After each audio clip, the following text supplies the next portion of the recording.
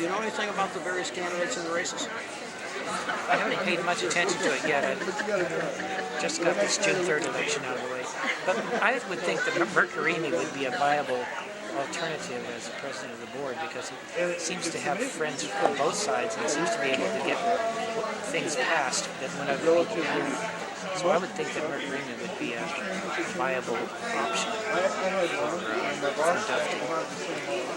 I think he is too, but I prefer Daley always. Daley's got a mountain of legislation passed, and so I'm backing Daley. But Mercury's going to hold out, and he's going to see if, and interestingly, pulling the strings, when Aaron Peskin said he'd stop by tonight and give us an interview, I want to bring this up with him. I've been told that it's Peskin pulling the strings behind the scenes. In District 3, he's under David Chu, and actually got Daley to endorse him also.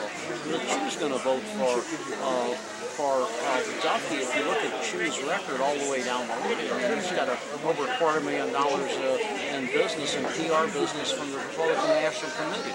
And then you get into 9, they're all back in Campos. He's supposed to be a progressive, but his record says anything but. He made Louise Rennie, extended her term as president of the police commission, which is a disaster. He gave Arlene Ackerman her $500,000 golden parachute by allowing a meeting right after they had all lost the election. So I like Campos personally. There are a lot of these people around that you like personally, but Campos is a flip. So in 9, so you get 3. 3 of the progressives really don't have a candidate with any legs at all in 3, as far as I can see. So if Chu wins in 3, then Duffy is in with all the hellaciousness of being board president. Now tell the people what the board president can do. Familiar question? He has more staff in the first place, and then again he can, or she can, appoints the members of the committee and to various committees.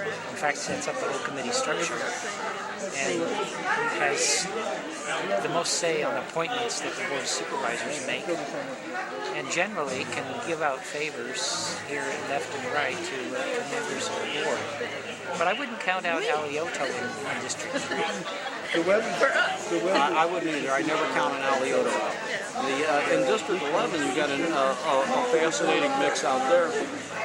John Avalos, who's been on Daley's staff for several years, is a family man. Soft smoking, really bright, owns his own home out in 11. But he's being challenged. And the mayor's guy is Asha Safi, and they're spending a lot of money on him. But then suddenly, from out of nowhere, comes Randy Knox. I know Randy Knox way back from when Moses was running New Jersey, and it surprised me that Randy would enter the race against Avalos. And the word that I had was, we'll ask Peskin if he comes in, that Peskin said that he didn't think Avalos was strong enough. I think it's because Peskin wanted to say it, who's the next president of the board. Comments? I wouldn't count out Myrna Lim either in that district, because she has a surprising amount of support in that district. She came in second last time, and don't forget what happened in District 4 with Dudeman and Ed Jew.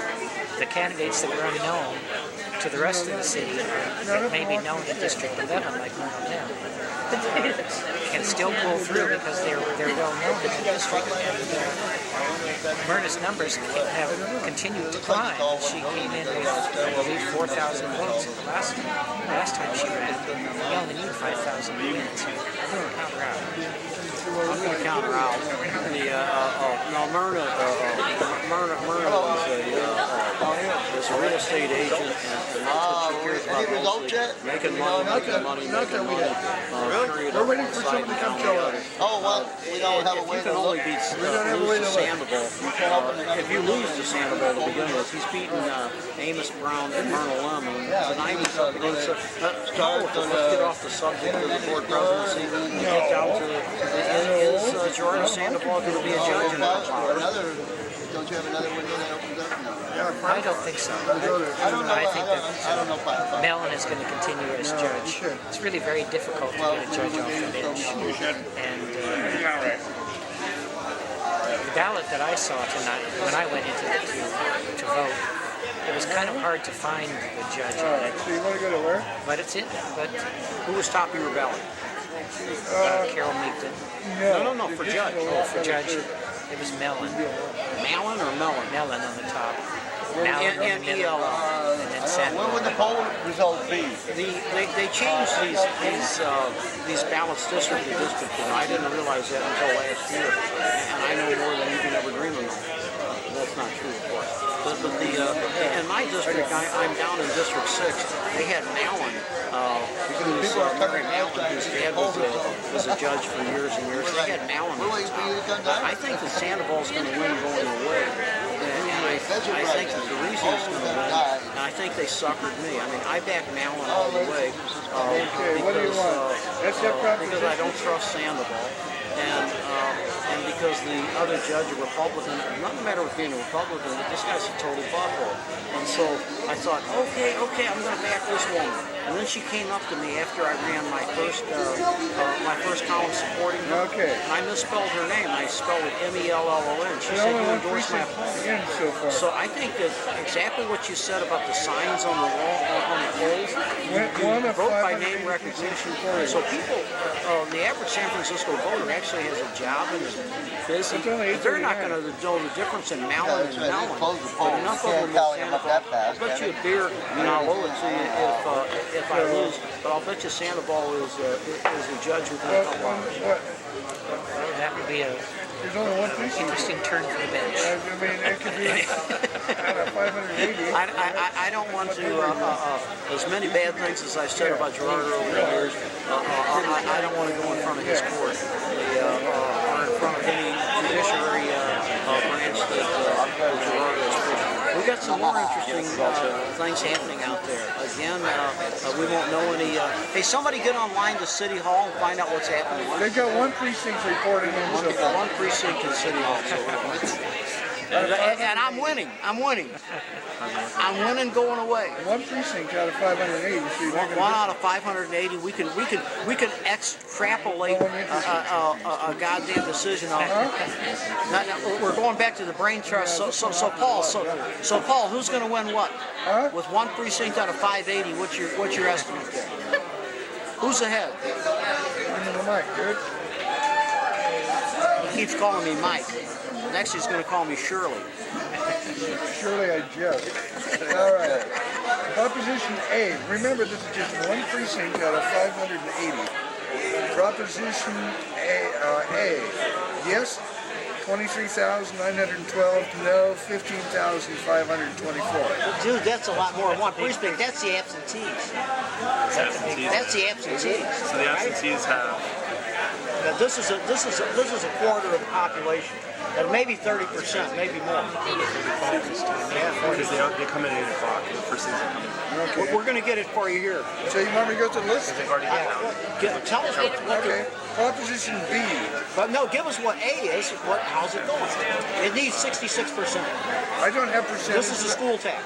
I have numbers. Give me numbers. I can do the A. percentage. 23,912. Yes. 15,524. No. Proposition A is losing. Proposition B. Yes is 27,343. No is 11,542. Retirement benefits are going to go down and up at the same time. Proposition C. It's yes by 2 to 1. Proposition C means that if you pick up young boys or girls in the bathroom, you're not going to be able to collect your city pension. Damn. Proposition D is yes 21,000, 22,000, no 15,000. Only remember what the hell Proposition E was. The energy. Oh, the PUC. The energy, PUC, this is great because this would give the board the ability to, screw what it would give the board the ability to do. It would actually make PUC commissioners have an idea of what the hell they're doing. It would give qualifications for them. The head of the PUC right now is Herb Payne's widow. I'm sure she's a lovely lady. She's not an engineer. She's running a project that runs from $4 to $7 billion. Now here comes the big ones. Now this is with maybe 35% of the vote in. Give us F and G.